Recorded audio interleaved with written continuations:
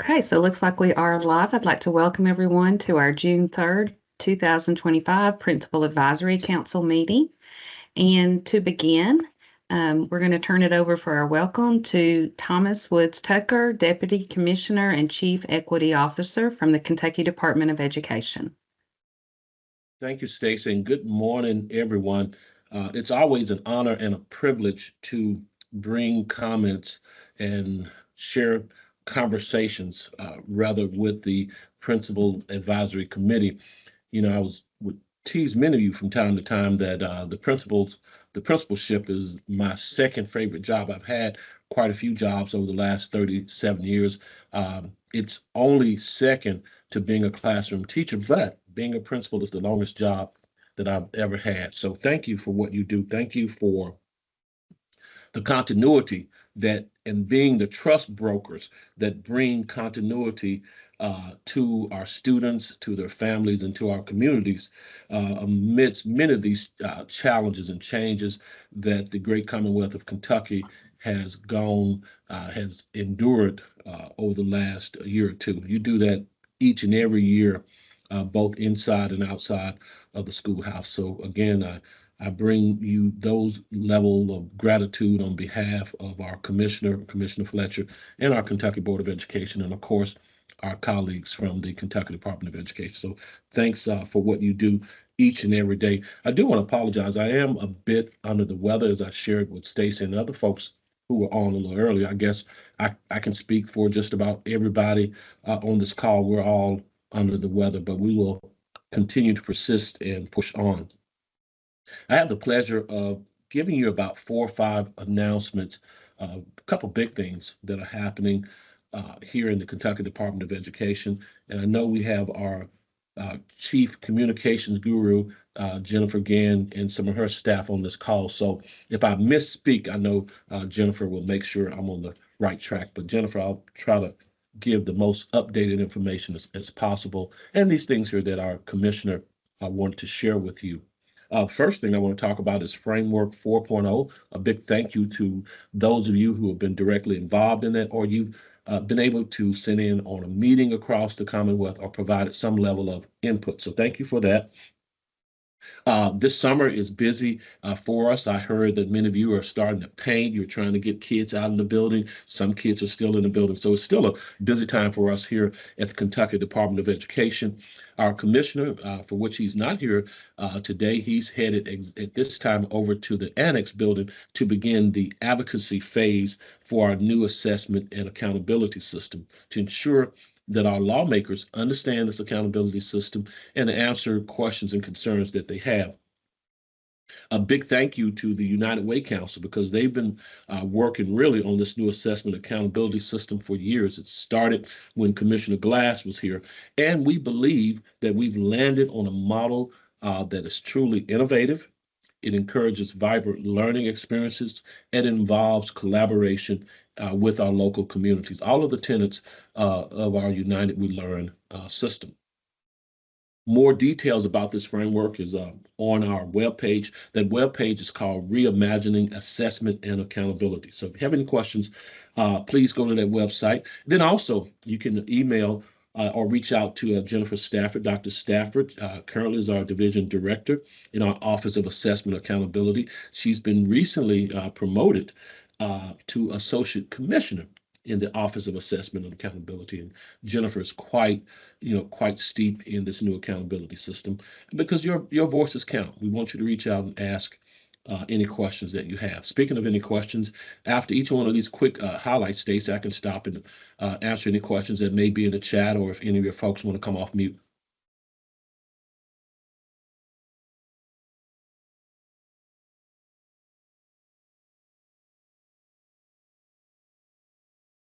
Okay, I think I had some good wait time. As I said, my favorite job was that of being a teacher, so I've just exercised good wait time.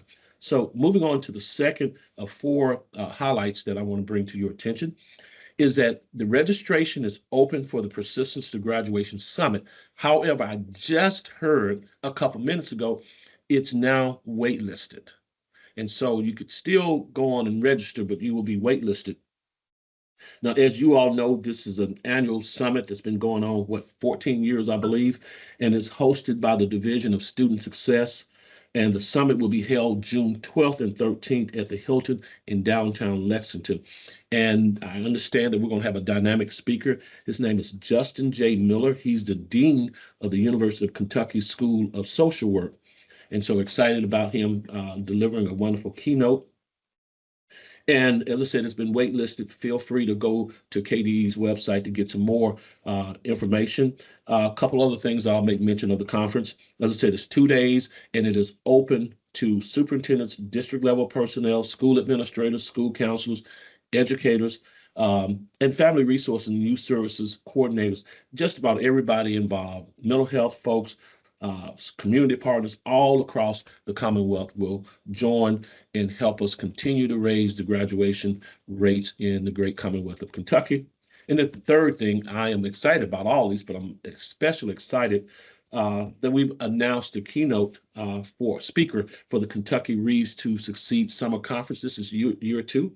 It's in my office, our Office of Teaching and Learning, and sponsored by the Division of Early Literacy.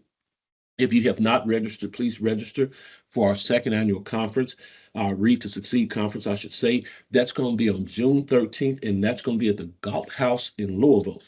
The keynote speaker is Annie Archer. She's an educational consultant to state departments and school districts on explicit instruction and literacy, really getting into the science of reading. And she's also served on many faculties, well-renowned, just a phenomenally, well-resourced person who's going to give us a great keynote and will give us, more importantly, something to think about. And will require registration. Again, if you have not done so, it's free to all of our educators. And again, if you need some additional information, please come to the Office of Teaching and Learning website, and we'll be sure that you get the information that you need. And the last item that I'm going to talk about, and it is also close, friends, it is also close to capacity as well, and that will be the 2025 Kentucky Coalition for English Learners Summer Institute. Again, registration is still going on, but almost filled. So if it's something you want to do, take place on June 9th and 10th. Now, that's going to be at the Owensboro Convention Center. This dynamic event will hopefully empower, engage, and elevate educators with proven strategies, resources, and insights to support our very important and ever-growing English learners. And we want to make sure that they get to all levels of proficiency. And if you need any information, please visit the KCEL Professional Learning webpage for the full agenda and details. If you do not make it this year, there will be a session this winter, and then there'll be another repeat session called the Summer Institute in June of 2026. Ms. Stacy, that's all I have. I will answer some questions if any folks have those. Any questions from the group?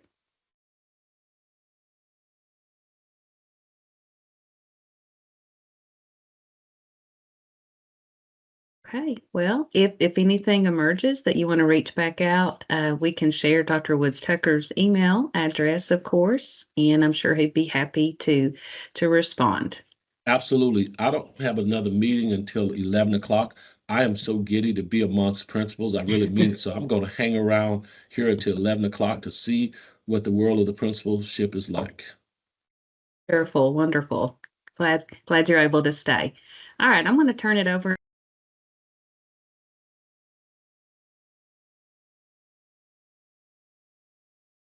All right. Thank you. Can you guys hear me okay? All right, Yes. I see a couple head shakes. All right, so go on to the roll call of members, and so what I would ask is that you unmute and say here so that we know that you're here. I had a few that Ms. Noah sent to me, and I know that are out already, but I think our goal here is to have quorum. So Jared Hankins. Yes, I'm here. Thank you. Robert Lighton. I'm here. Thank you. Lynn Petrie. I'm here. Thank you. Peggy Sinclair Morris. I'm here. Thank you. Gico Ross. Present. Thank you. Jeff Blythe. I'm here. Thank you. Sarah Williams. I'm here. Thank you. Tim Klein. I'm here. Thank you. Amanda Noakes.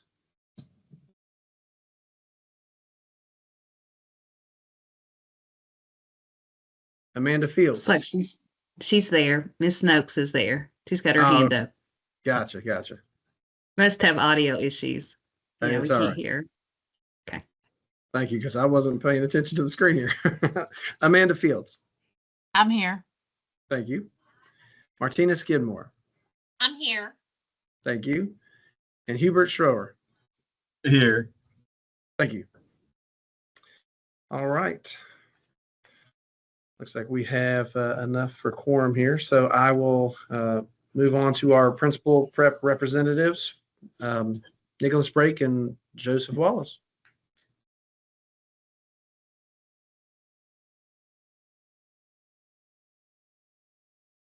We are Is here. there attendance? Yes. And I am Excellent. here as well, Nick Brake.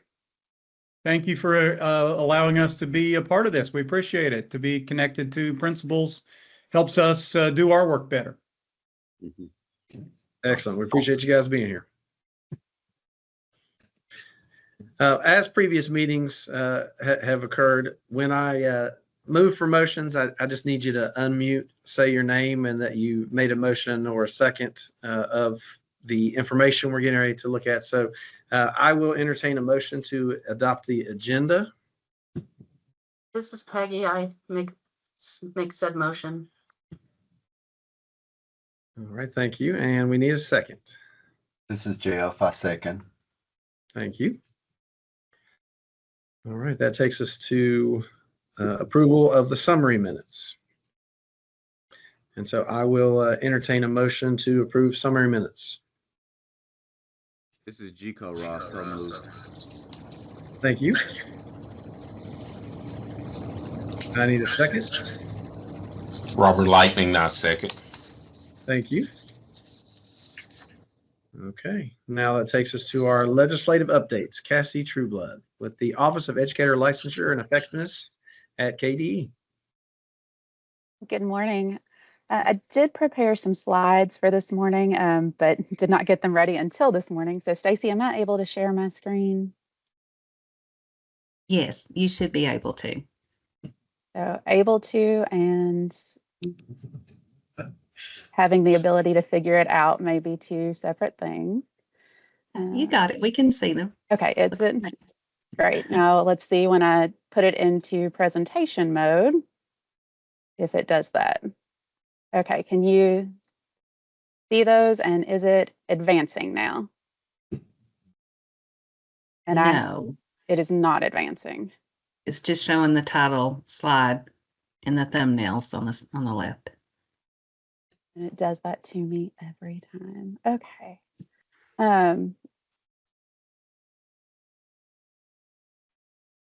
Cassie just advanced to how to follow along. Okay. So yeah, I think that I might just have to click through these Click it, yeah. because it, for some reason, when I have multiple screens up, it goes through all three screens and doesn't let me change things. So technology aside, we are currently in the interim portion of this session. So during the interim, the legislative committees, the House and the Senate, join to create the interim joint committees. The one that's going to be of most note to this group is going to be the Interim Joint Committee on Education, which does meet monthly, and I have a list of those dates there. Those meetings are scheduled for 11 a.m., and the first one is today. So we are excited to watch those and see how this advances.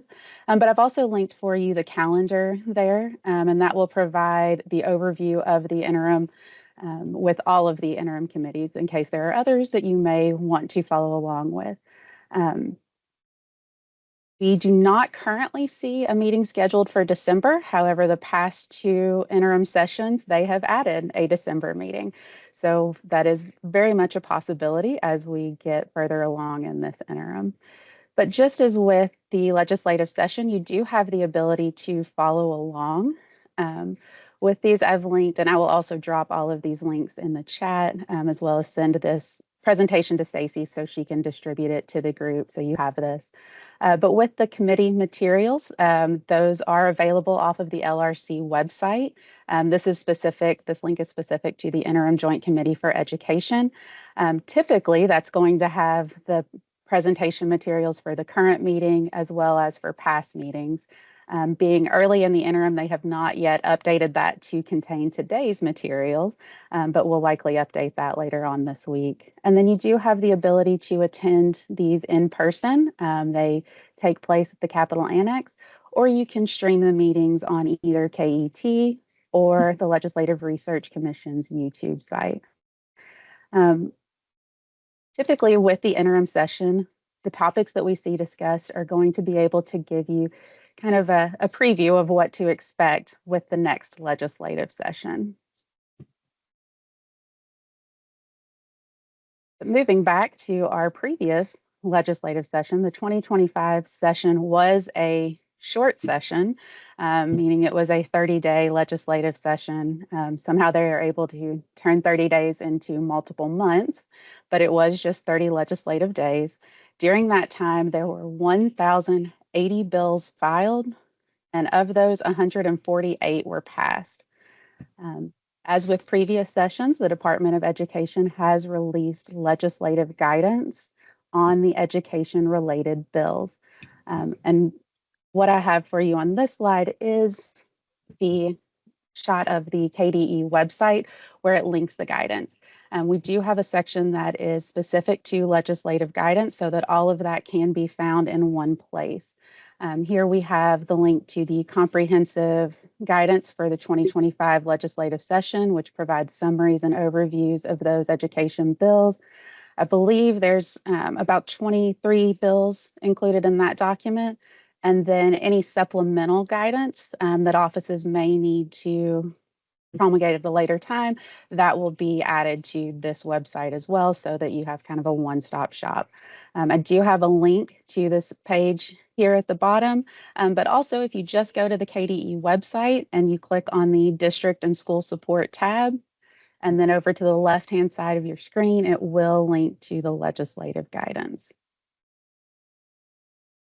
Two of the bills from OELE, or that fall to OELE, we did not pass these bills, but two of the bills that are going to be of note for this group are going to be Senate Bill 48 and Senate Bill 181. And I know that Todd is slated to talk about 48 later on in this meeting. So I did want to give you some information on Senate Bill 181.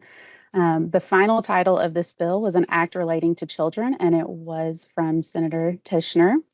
The link there at the top of the screen is to the full bill, and this does become effective on June 27th. All of the legislation for the session becomes effective June 27th unless it contained an emergency clause. If it contained an emergency clause, then it did become effective on its passage. But Senate Bill 181 did not, so it becomes effective June 27th. And Section 1 of the bill, which has the most meat to it, what I'm going to focus on for this portion, that is going to be in KRS 160-145, and that is a new statute that has been created. I have the link for that as well, and you will see if you just like to peruse the LRC website in your free time and look at all of those statutes, they have started to update those for the session with the legislation that will become effective on June 27th. So for some statutes such as KRS 161-120, which sets out our educator case process, there are two versions of that that currently appear on the LRC website. There's one that says effective until June 27th, and one that says becomes effective June 27th.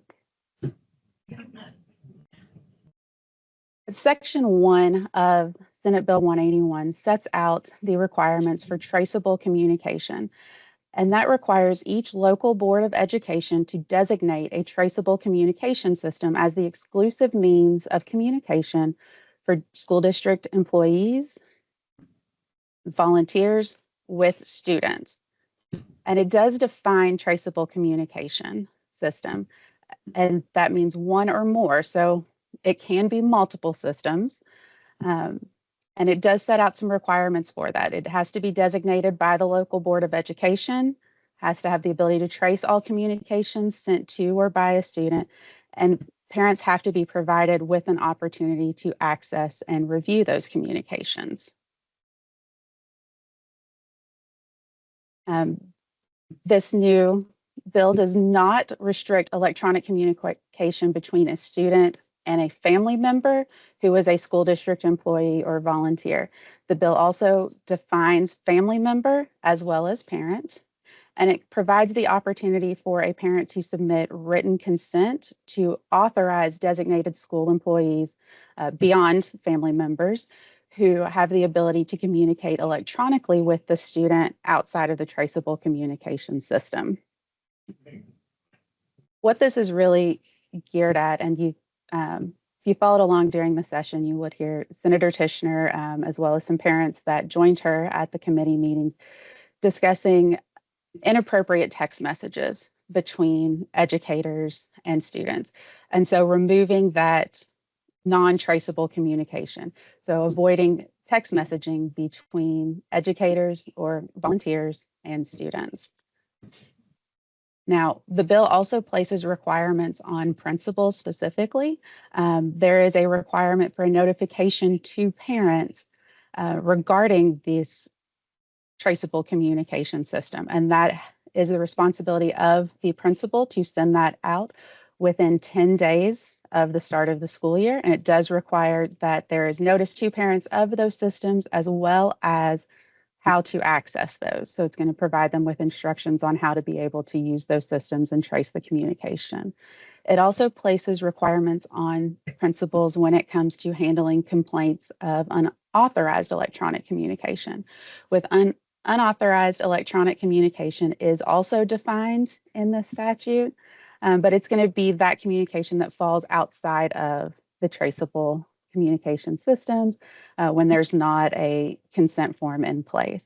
And so when a teacher has receives that complaint that another teacher has engaged in this, or that a volunteer has engaged in unauthorized communication, they are required to notify the principal. Now, if the principal is the subject of the report, then the report is supposed to be made directly to the superintendent. But if a report is made to the principal is required to notify the parents of each student involved. And then if the individual that the complaint is against is a certified educator, the principal is required to report to the EPSB and to also investigate and to proceed with appropriate disciplinary action. Classified individuals, the principal is required to investigate and proceed with disciplinary action. And if it is a volunteer, required to investigate. And if the allegations are substantiated, that individual is no longer eligible to be a volunteer. Obviously, with these requirements, this is going to need to start with the local Board of Education in designating what those traceable communication systems are. And then you are going to want to work with your board, your superintendent, and your local board attorney regarding those notifications and the procedures in place to handle those reporting requirements. I do know that the Kentucky School Board Association has been working on, I don't know if it's available yet, a policy regarding this to assist boards as they are updating their policies. Also, they have a draft consent form that will be going into place for districts to be able to utilize. So that is a very quick overview of 181. As I said, I will provide a copy of the slides and drop the links in the chat. But are there any questions?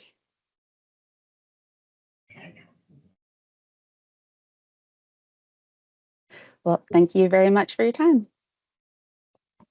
Thank you, Thank Mrs. you, Trueblood. Casey. Mr. Ehrenberg, could I just throw a question out to the group after hearing that information? Specifically about Senate Bill 181 and that communication. requirement and the role of principals and such. Is there anything that immediately comes to mind in terms of support that principals may need in order to deal with this appropriately and effectively at the school level? This When is I looked Peggy. at it initially, go ahead, Ms. Sinclair Morris. I'm sorry about that. I'm from the School for the Blind, and I guess my question would be, what are other folks using? Some of our folks use the Remind app, but just, what are some communication tools that folks are using? And to me, this is kind of this is a concerning bill. I mean, I understand the purpose of it, but it's concerning because there's a lot of, it's just any kind of communication tools that folks use, I would love to hear about.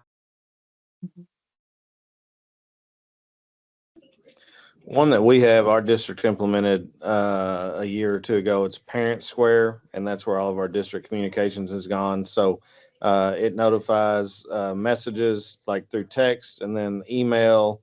You can get on there and make like emergency calls. One morning I had to do it's kind of like a Infinite Campus one call system, but it also has texting and everything in it too. And you can set up groups. It's almost like a social media feed. Our teachers can post things related to their classes, and it only goes to their parents of that. So it's a little overwhelming from parents' perspective, like everything they get from the school. But like I said, it does kind of meet the traceable communications and notifies them of things going on at the school. And you can set up individual groups too. So like our teachers may have, like in my former life teaching ag, my FFA officers, I can set up a group like that, just like you could on a Remind or text or something like that, but it's still that traceable form. So another question. So we use one calls to send out messages, but so one call would be considered a traceable platform. Does anybody know?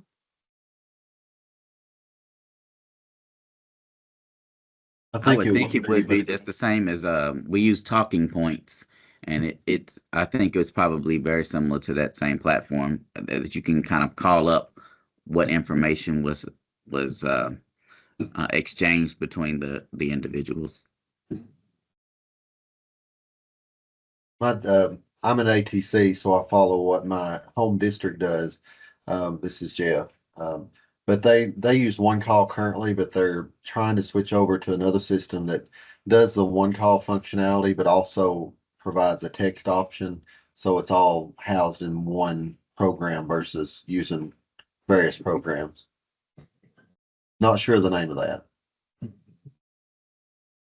That's what we use. Sorry. We use a all-encompassing program. It's called ThrillShare. It does the school website, alerts out to families, and rooms, which is kind of like a dojo or a Remind app.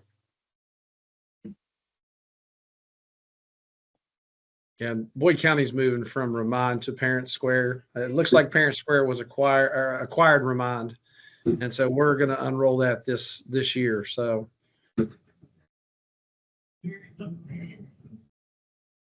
As far as needs from a principal's perspective, I think information getting out to the general public is really important because as you look at that list of allowable communications, there's going to be a lot of unintentional breaches with this because no fictive kin was considered in that list. And just for me as a principal, the number of staff members that I have helping me to take care of my children will now become a breach, and the responsibility to now have a consent form from all of those people when I'm saying, hey, grab Gabby from practice for me, and she and we have a relationship to do that, but I don't necessarily have every teacher on my consent list, if that makes sense. And that won't, and I'm just using me as an example, but I think that will be far reaching. Particularly you got, people that are Sunday school teachers, just members of the church, just my next door neighbor who happens to be a teacher. It's a matter of convenience, and they're not going to be thinking about this as an illegal or a negative act that they're performing. They're just actually doing a good deed, and it could actually be ill spoken of later. So I'd hate for someone to be negatively impacted by trying to just do, what they were asked to do, or just kind of what they've been doing for years, maybe, and now it's prohibited. And that's a great point. I'd actually written down training certified and classified employees, how to make that happen, how to notify, because there's some serious ramifications if everything isn't followed appropriately. I think one of the biggest concerns is going to be with coaches. I mean, you're talking about high schools, especially. You have volunteer coaches, people coming in to help out and communicating, and after hours, that's going to be a big training part to it, is making sure we get all the coaches on board and following procedures.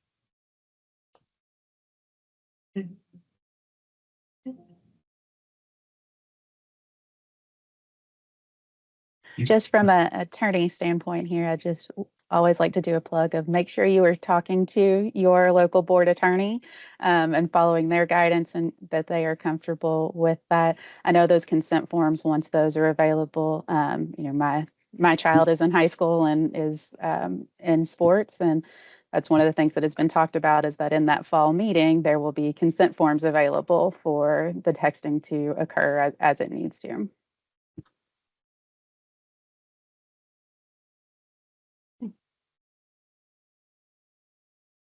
All right, thank you. Let's move on to Todd Davis, Office of Educator, Licensure and Effectiveness, to talk about House Bill 48. Good morning, everyone. Pleasure to be here, and appreciate you joining in today. And at the end, I want to get a little input on how you feel about the changes that were made in House Bill 48, which impacted several statutes, but the one we're focused on today, Stacey, if you want to advance, please. It is centered around certified evaluation, which is the authoritative statute, is KRS 156.557. And if you remember, the last change that we've had to this statute was back in 2017, when PGES was removed from a statewide evaluation system to a more centered and local controlled evaluation system with some requirements which are outlined in the statute. Go ahead and advance to the next slide, please. So there was one minor change in the paragraph in number 6 of subsection 5C that removed the word or the two words "at least." So it used to say at least every 3 years, and now says once every 5 years. So the removal of that "at least" phrase is very impactful and requires a 5-year evaluation summative process for all tenured teachers and administrators, principals, assistant principals, and other certified administrators. So anyone that is tenured, so keep in mind, tenure is connected to the individual, not to a role. So as a principal, you may be tenured if you've met requirements even prior to moving into the role. You may maintain tenure, as long as you meet those requirements, while that administrative role is not tenured. So it would be more to the teacher certification side of things. So again, that at least, the removal "at least," which gave districts flexibility to move from a 1 year or 2 year or 3 year, as long as it occurred within 3 years, it met the requirements of the statute. So the removal of that "at least" phrase is very impactful and requires that all tenured teachers below the level of superintendent be evaluated on a 5-year summative cycle. Go ahead and advance to the next, please. So the one addition, there was an additional paragraph added And it does talk about a case-by-case basis. So districts do have some flexibility, more so the immediate supervisor. And you think of this as it's based on the analysis of the performance criteria, which is again outlined in the statute.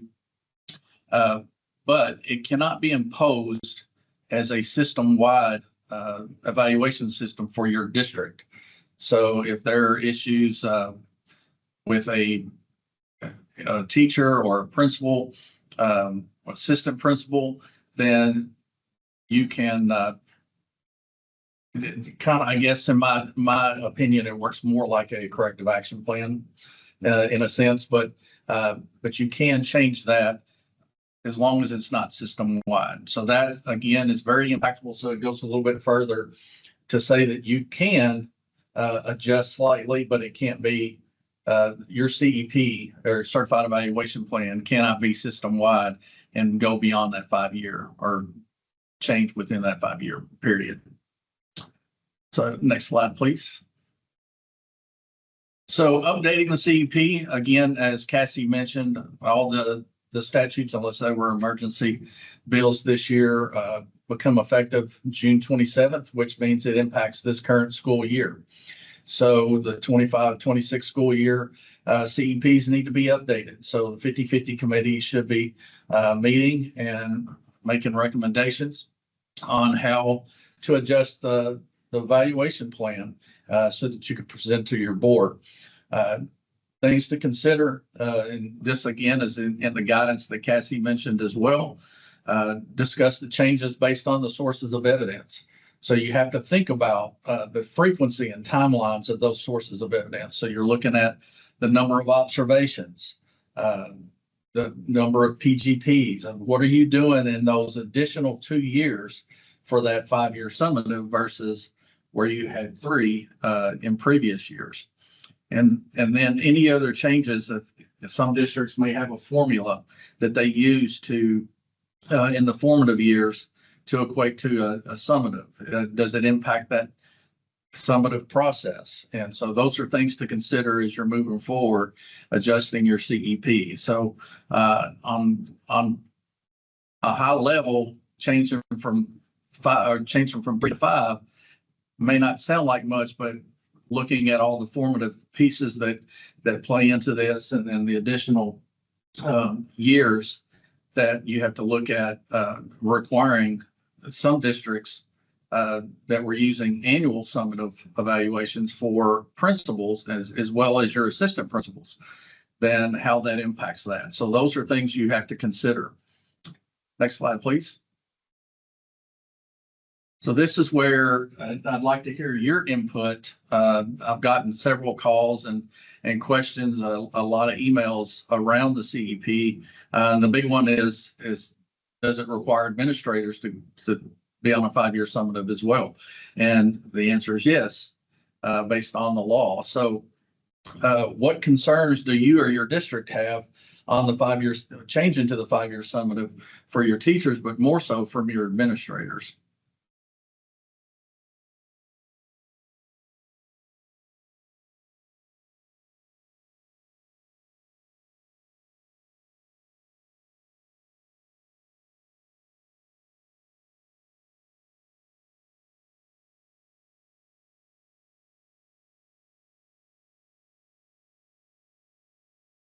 So we'll move on to the next one.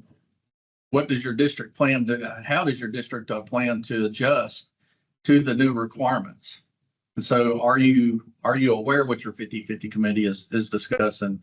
If you're a part of that committee, that could be one benefit, but then how is this going to impact your personal evaluation? I know in Boyd County, we are in the process of getting the 50-50 committee together to get it done. So, and we're right at the start of this process. So I'm sure there will be some questions. I know that there's going to be some discussion about, the little caveat there with the additional summative evaluations that can be performed at the discretion.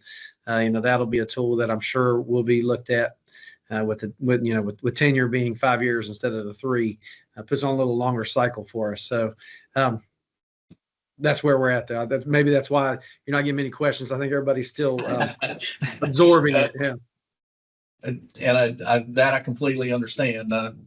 And it seems to be most of the questions I'm receiving at the moment are coming from the district level. And it's because they're starting to put those 50-50 committees together and have these discussions and want to be informative to those committee members. So go ahead. Sorry. I was just going to say, is this one of those, does the 50-50 committee determine, like if you continue to do like at least one mini every year during that 5-year cycle, kind of like you did on a 3-year cycle, or is that set by the state, or how does that work? No, that's local decisions. So your 50-50 committee will make those decisions as well as they did in the past. So they can decide what you do with those additional 2 years.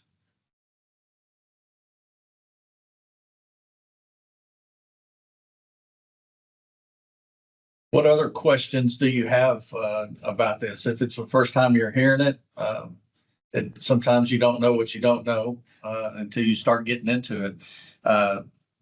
But again, the minor change is pretty impactful when you're talking about specifically around administrators, because that tended to be more of an annual type of approach. One recommendation we've given, we shared with the district, that really wanted to keep the annual, is to continue the process, but in a formative fashion.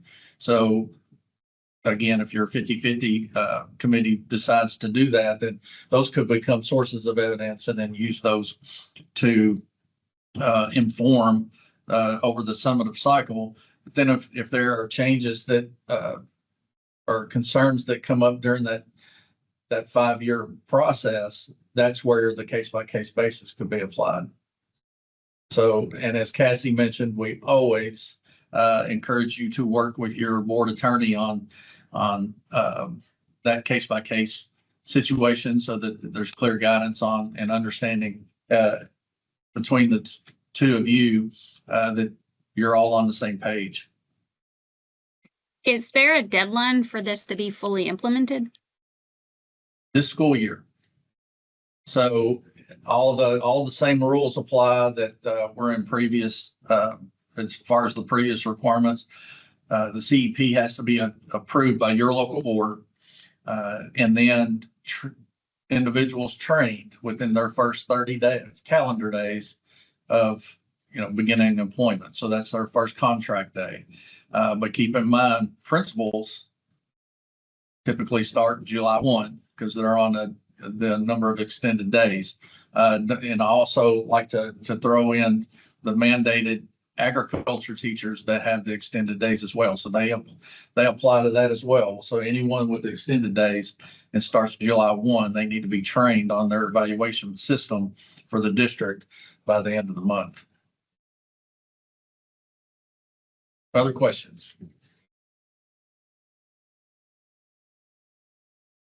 This is Peggy from the School for the Blind. The updated CEPs, what's the due date to be submitted or approved? Well, that's going to depend on more so on your policy and practice at your district or state school, based on the number of extended days and when those contracts starts for the ones that it applies to. So for administrators, typically it needs to be done and approved within the first within July, so that you can train before August to meet the law as far as the requirements of the training piece. So it's more, there's no deadline per se for having it done, other than the fact of when you need to meet those deadlines based on your personnel that you have. Okay, thank you. Mm-hmm.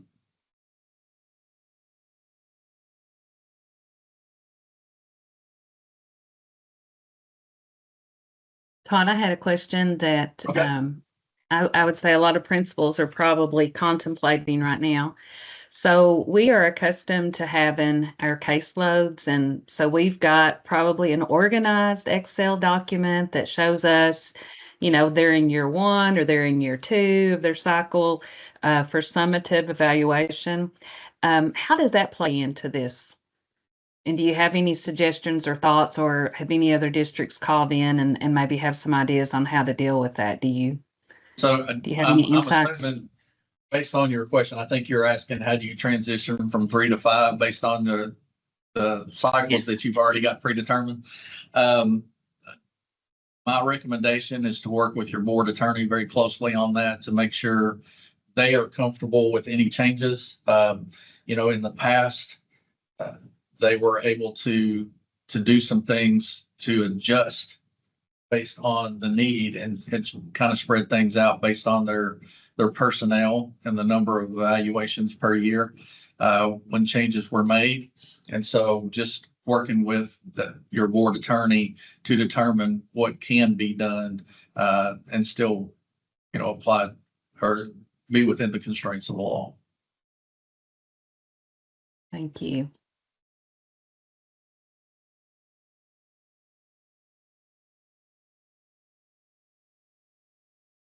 Any other questions?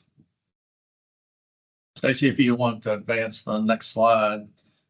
Here's my contact information. If things come up, please feel free to reach out. You can call if you want. I'm happy to jump on a call if it's easier to reach me by email usually.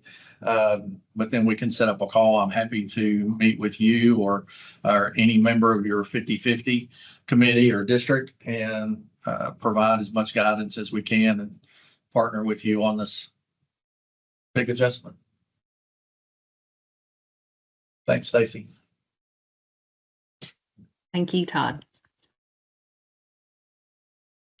Thank you. And I know Stacey's the next one to talk about the new Go Teach website. And Stacey, at this point, I need to run out. I've got to get ready for an awards ceremony. So appreciate you picking up the reins for me, and thank you. Yeah, absolutely. You have a great rest of your day. Thanks, you all too. All right, so we are going to share some exciting news, and hopefully you'll see a lot of value in the new Go Teach Kentucky website. And on the screen there, you'll see the address. And if you've got the slide deck pulled up, you could just use that quick link there and open that up. I think it might be easier for you to navigate whenever you've got it open on another screen if you would like. But I'm going to turn it over and then come back and talk about a particular portion of the website. I'm going to turn it over to Ellie Gilbert, and are you going to share, Ellie? She's going to take us through the majority of the website. Yeah, I'll share my screen, I hope. There we go. Oh, do you all see that? Yes. All right. So Go Teach KY is an initiative that has been around for about 6 years now. So, and I've been part of it. I've been lucky to get to do a lot of the work and growing this. So we have come to a place where we realized that our existing website was just not housing the materials that we wanted it to house, and it wasn't as helpful as it could be. So we, under the direction of Dr. Meredith Brewer, we relaunched this website this spring, and it's really exciting. And I wanted just to kind of share with you some of the highlights and kind of walk you through the functionality. So when you go to the landing page, one of the things, I will come back to this, find your path. That's maybe the best and most useful thing on the whole site. But one thing you'll notice is we have sort of 4 buckets that we've divided the resources into. So we have a grow your own portion that really addresses the teaching and learning career pathway, educators rising, apprenticeship models, and anything that fits in that grow your own into recruitment and retention bucket. So we would really love for you, if you don't have a teaching and learning pathway or educators rising in your school or district, we would love for you to check that out and figure out how we can help you get that started. So that little bucket that you click there, and you'll find all kinds of resources that help you with that. We have a whole new way to present the certification information. The goal is to try to help people understand in their particular situations, and every situation is different, how can they most quickly get to certification, and also for teachers who are already in the classroom, how can they advance their certification and add to it. So we have a lot of step-by-step guides, and hopefully that will reduce questions and make it a little bit easier for folks to figure out what they need to do to get the certification they need. We have a whole section on the educator prep programs, particularly helpful if you have a student who's getting ready to enter educator prep and they want to do something specific, like they want to be a family and consumer science teacher. You can't get that program everywhere in the state. So this will help you figure out what it is. If you want to do it, where can you find that program? It also has resources for teachers who are supporting those students in the classroom. So like student teaching supervisors and people from the university level as well. And then we have a whole section on professional growth and leadership for teachers. So ways that teachers can stay in the classroom and continue to grow and lead, like national board certification. Also how they can, well, you don't probably want them to look at how they can find other jobs. You want to keep them at your school, but that opportunity is there if they need to branch out. So that's just kind of an overview of our 4 main buckets, but this is, I think, what's most helpful. And I hope that you can direct folks to this.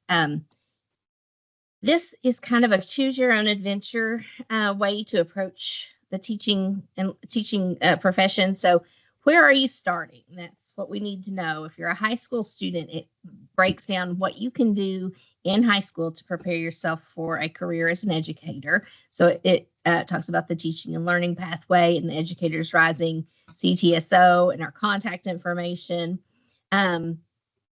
Then we've got, if you're a college student, how do you prepare yourself? How do you get into the educator prep program at your particular university? And there's lots of direction there. If you're a college graduate, you have a bachelor's degree, how can you be certified to teach? And so this one and the career changer pathway both really focus on those alternate pathways to certification. They kind of walk you through what your options are. They talk about the 9 different pathways and which one might suit you best. And so it's a really helpful one if you have a candidate that you're looking to hire and you want to get them certified. This will help you figure out how you can do that quickly. It highlights the option 9 pathway for people with an associate's degree, so particularly your paraeducators that you want to bring into the profession. It breaks that down, makes it much more easy to understand, helps them figure out how to apply for a substitute teaching certificate, which can be a little bit tricky. So there's all kinds of things there for them, but this is the crown jewel, I think. We have developed this alternate pathway form that if you will refer folks to this, if they're considering becoming a teacher, this is the simplest, most direct way to figure out how to do it quickly. They answer some questions, and it's kind of this, my friend Justin, who designed it, calls it a logic branching. I don't know. It's really cool. That's all I can tell you. What do you want to teach? Do you want to teach a core content area or English as a second language or special ed? Then you go that way. If you're interested in career and tech ed or other electives, you go that way. And you continue answering these questions, yes or no. This is what I have. This is what I don't have.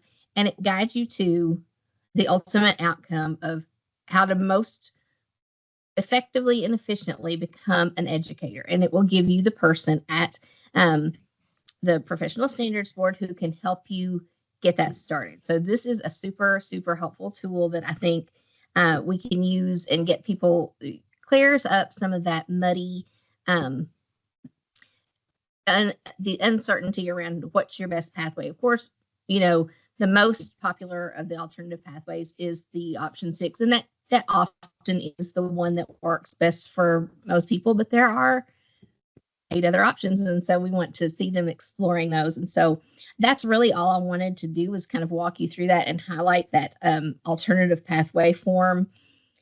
And so do you have questions about the website that I can answer? Well, we hope that it's useful, particularly in answering your certification questions, kind of a self-service way of doing that, so that you can figure out what you need before you start talking to a certification specialist. So just we'll welcome you to take a look at that and contact us anytime. Our primary job, I feel like, is to celebrate and uplift educators, and that's what we hope that this website does, is just encourage people towards the profession. So there's also another part of it that Stacy's going to talk about. Yes, yes, I'm very excited to share this other part. And Ellie, I was going to ask, if you don't mind, since you've got the site up, can you just share it and maybe kind of navigate as I direct, if that works? Sure. Let me find it. Thank you. Make sure I didn't lose it. You know, all right. Yep, I can do that. Perfect. Okay, there we go. So the P3 section, and I'm just not clicking on it right, I guess. I can't see your screen. Oh no. I was doing so well.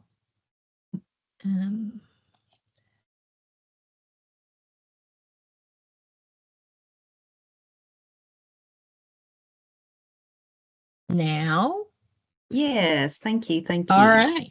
And so under the educator resources, we have a fifth little bucket that is our principal partnership project. So I will maybe try to click on it. There we go. Yes. All right. All devoted to the work of the school principal and assistant principal. And so one thing that I really wanted to highlight, first off, we've got a tab on the left for aspiring principals. And so we were wanting to really think about what are some strategies that we can utilize to recruit folks to join the world of the principals. And so one thing that we thought was hearing it straight from principals, why one should choose to become a school principal. What are those positive things that happen as a result of the work of school leadership? So if you'll just scroll, we're going to see some submissions, some comments from our PrAC members there. And I just want to make sure you all knew that was there. And I wanted to thank you for taking the time to respond to some of those questions that I sent out through email. And just wanted to know that that time that you took to create some responses, that we are definitely highlighting it and spotlighting it, and feel like that is a positive addition to our aspiring principals section. So thank you all very, very much. And as you read it, you might want to take a minute to read your colleagues' responses. As I started reading them, it was giving me goosebumps, and really, I think it's a very motivating part of the particular aspiring principals section. So thanks so much for that. And in terms of how this particular portion of the site might be most beneficial to you, we do have a section that's devoted to your standards, professional standards for educational leaders, PSEL. So when you click on there, you're going to have, of course, easy access to the PSEL standards. And then you're also going to have access to some professional learning materials that existed on our old P3 Google site. So as you scroll, you'll see the PSEL growth and evaluation tool, and you'll see some videos on deconstructing the PSEL standards, and then, of course, how to use that tool, that optional tool. So that may look very familiar. It was on our old site, and we've transitioned from our old site to this new site. Then we have information focused on the 2 required trainings that all school administrators must complete: certified evaluation training, the initial certified evaluation training, and the update. So you'll notice with those icons and the hyperlinks there, it'll take you directly to information related to those 2 required trainings. But we also have a section for professional learning, and both those trainings, in addition to other trainings, are available on this professional learning site. And the other resources, cognitive coaching, EdCamp, our AP cohort, and then others. All right, now let's go back to our main page, because I want to make sure that folks know how to access one of our most popular tools that we hear from the field, from principals. So if you go to resources and scroll, yes, the principal calendar, that's where you can access the principal calendar. We've got a specific icon for that. And by date, you'll be able to access. And then also underneath resources, wanted to give you a shout out once again to our PrAC members. We have a link, a direct link to the Commissioner's Principal Advisory Council. And so you can see all that information that you're familiar with located on the KDE website. And then back one more on this icon, you can see University Principal Preparation Initiative, UPPI. So just a little background information, and we touched on this at our March meeting when we introduced our 2 new UPPI members. But basically, over the last several years, members of university principal prep programs from across the state have been working cooperatively with the Kentucky Department of Education to strengthen the preparation programs of school principals so that we have school leaders who are ready to take on that unique and very challenging role of school leadership. And with that, and whenever you click on that University Principal Prep Program, you're going to see some of the key work that we have done, and some of that includes the development of professional literature. So when you go down, you'll notice that we have a description of some of the joint books that the UPPI and KDE team have written. And I'm going to turn it over to Dr. Wallace because he's going to share a little bit of information about those resources. Do you want me to keep sharing or stop sharing? Yeah, you can keep sharing. That'd be great. I think he's going to talk about each one. Thank you, Stacy. So Dr. Brake from WKU and I have been appointed by our group to sit in with you all, and it helps us so much as we try our best in higher ed when we're certifying school administrators. And in option 6, sometimes they're already on the job, as you know, to do the best we can to be relevant and to get them ready for the tremendously honorable but also stressful work you all do. Every one of us in this UPPI KDE cohort, which is a PLC basically for us, as Stacy said, we meet on a regular basis during the year. We are former school administrators. We have a passion for working with school administrators. We greatly admire you folks because we've been there and you have so much more on your plates than we did. I was just looking at the new regulations passed this past spring and thinking, man, oh man, there's a couple of huge areas there that are going to be complicated. So we have written over the last 4 or 5 years, 3 books as a group, inviting folks from school administration on the P12 level and also higher ed to contribute true story chapters. So the first one was on the PEACEL standards. The second one was on servant leadership, how to create a culture of care personally as the administrator, and how to model that culture all across the school and school community. And the third one was on school safety. So we didn't write these books with the intent of this needs to be scholarship the way university folks typically have to get published. It's much more down in the trenches. Tell us an example. And we had some great true stories shared from all across the state and beyond. So thanks to P3 and UPPI, this network that we're a part of, we're doing good things.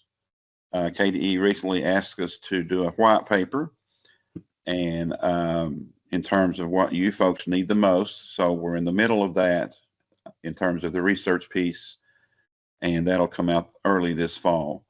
So if you're one of those folks that likes to have your staff doing book studies every now and then, I wish I would have done more of that when I was a principal. I wish I would have used our time in teachers meetings for more than just the same old that I could have put in a memo. if you're a person who does like to take the teachers' meetings and teacher conversations and staff conversations to a different level, I think you would like any of these 3 books. You will recognize some of the folks who gave us chapters, and you will sympathize with some of the issues they have dealt with, and you will also admire how they handled those situations. So just a plug for some literature written by your colleagues here in Kentucky that is really good stuff in terms of this is what it's really like to be a school administrator. This is what it's really like to be down in the trenches. And Nick represents us on this team as well. Nick, do you have anything to add in terms of UPPI and how it's helping us to stay as closely aligned as we can with our P12 partners?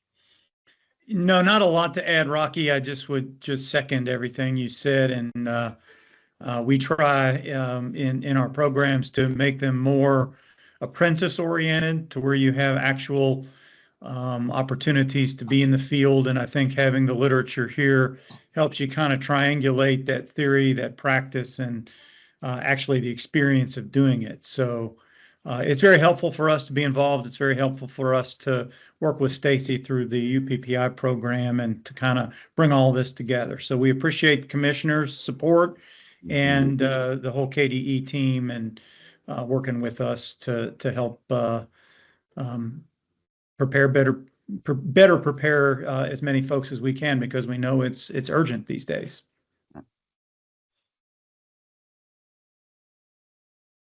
Okay. Well, thank you both for being here with us. And one last tab I wanted to just point out on this GoTeach website is the professional learning, and that's for principals. And as I already kind of addressed, we have the different icons, we have the other opportunities, and we will be updating those. But one of the best ways to keep abreast of professional learning in the state of Kentucky that's designed for principals is, of course, by subscribing to the P3 newsletter. But in case you missed that this month, we do have with us Emily Satterley, who's going to share some information about upcoming professional learning. And so, Ellie, I'm going to take over sharing on my end, if that's okay with you. Thank you. Super, thanks. Okay, great. Thank you, Stacy. There are several opportunities across the state, as you all know, that are great for principals and assistant principals to get involved in.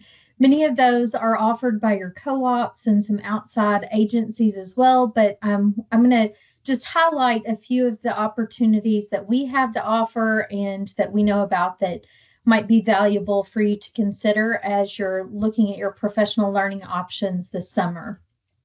The first one that Stacy has already mentioned a little bit is the Certified Evaluation Update Training. As you know, all evaluators of certified personnel are required to do 6 hours of ELA approved update training each year. The P3 team is offering 2 different options this year.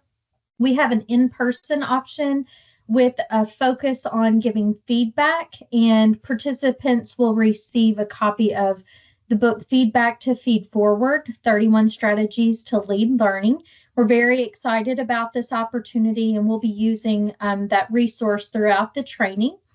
In addition, we are offering an online calibration update, and we're excited about this as well. As you can see, we already have 3 sessions that have filled up.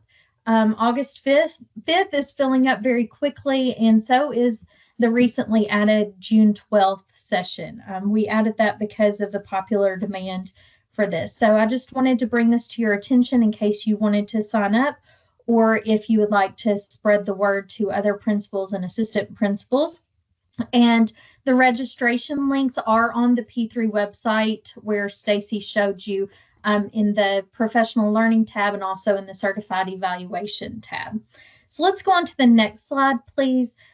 We're also offering the initial certified evaluation training, which is required of all new evaluators.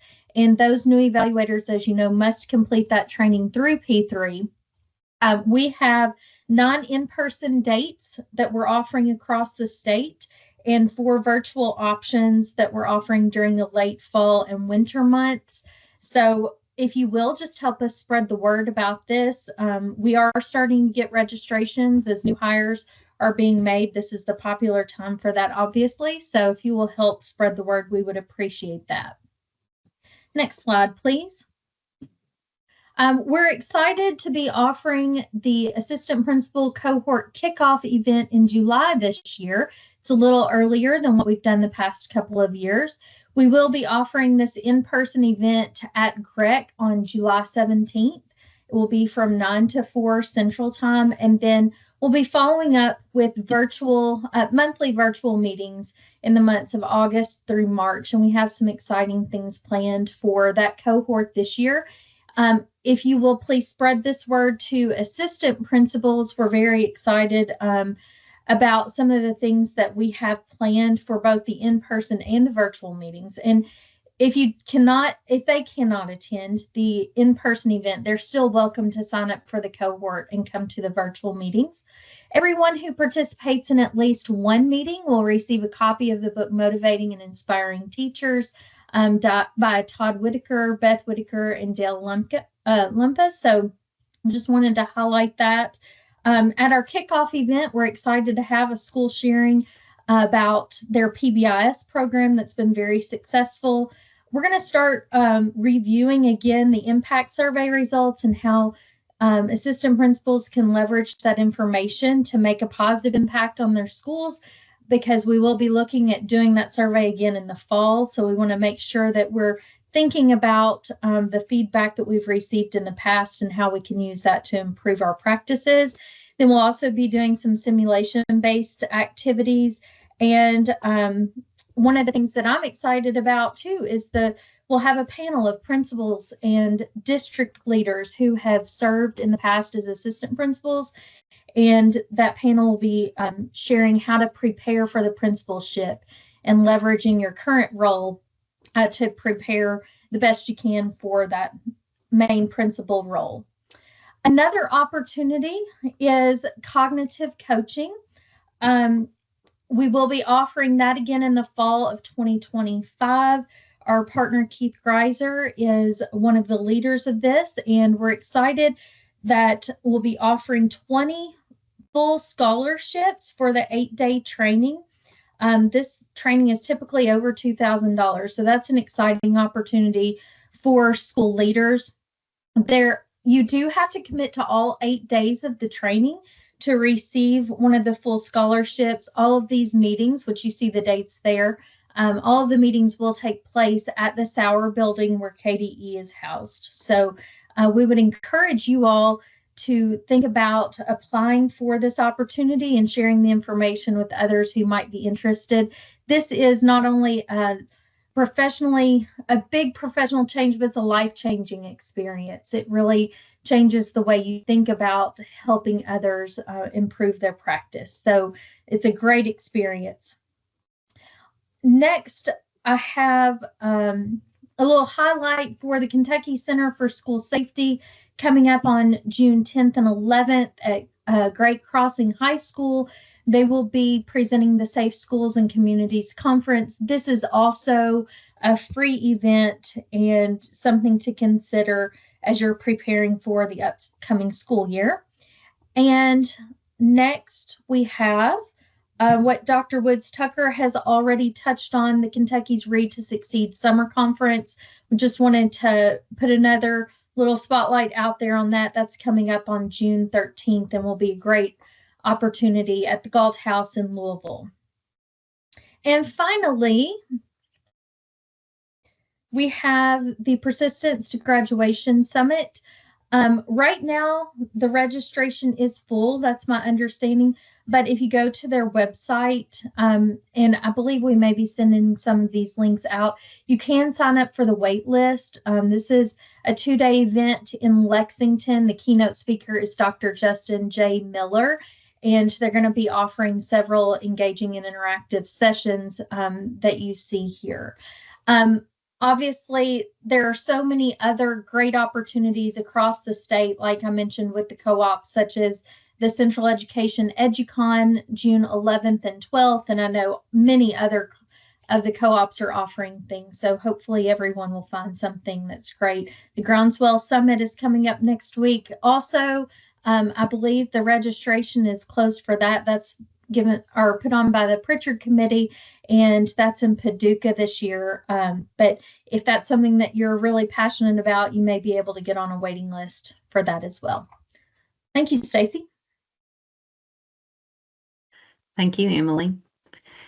Okay, so lots of professional learning opportunities. Do hope that you take advantage of some of those. And as we are coming to a close here, we are going to be ending a little bit early today, and I know that you'll appreciate having that time back. But I do want to point out that our upcoming meeting dates for 25-26 have been set. And they are at the bottom of today's agenda. And then I've also sent out calendar invitations for those. So if you've not received that calendar invitation, please let me know. But September 30th is our upcoming one. And we do have that link for providing feedback about today's meeting. So unless there are questions or comments from the group, I will ask for a motion to adjourn, and then we'll need a second. This is Sarah Williams. I make the motion to adjourn. Thank you. And a second? This is Lynn Petrie. I second that motion. Awesome. Thank you so much. Okay, well, you all have a great rest of your day, and thank you so much for prioritizing your schedule to be here today.